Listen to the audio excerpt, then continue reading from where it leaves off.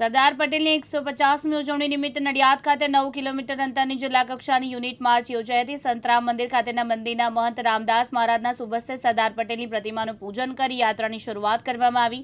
એકતાનો સંદેશો લઈ નીકળેલી આ યાત્રાથી સંતરામ મંદિર પરિસરથી રામનાથ મહાદેવ, વલ્લભનગર, પીજ રોડ, સંત રામેશ્વર મહાદેવ, નાના કુમનાથ રોડની કિડની હોસ્પિટલ, પારસ સર્કલ થઈને દેસાઈ વગોસ સ્થિત સરદાર વલ્લભભાઈ પટેલ જન્મસ્થળ સુધી યોજાઈ હતી, જેમાં સાંસદ દેવસિંહ ચૌહાણ, નડિયાદ ધારાસભ્ય પંકજ દેસાઈ અને મહાનગરપાલિકાના કમિશનર સહિતના લોકો આગેવાનો ઉપસ્થિત રહ્યા હતા।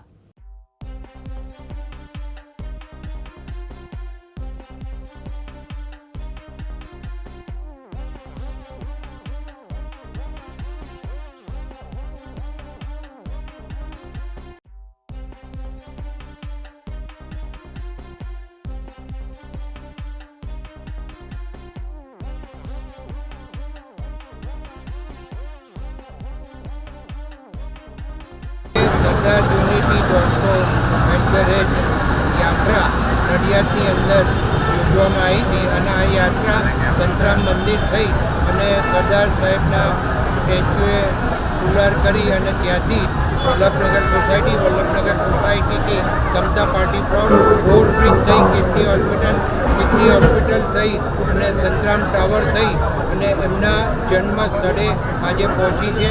યાત્રા ભવ્ય યાત્રા થઈ અને રસ્તામાં અનેક જગ્યાએ આ યાત્રાનું સ્વાગત કરવામાં આવ્યું।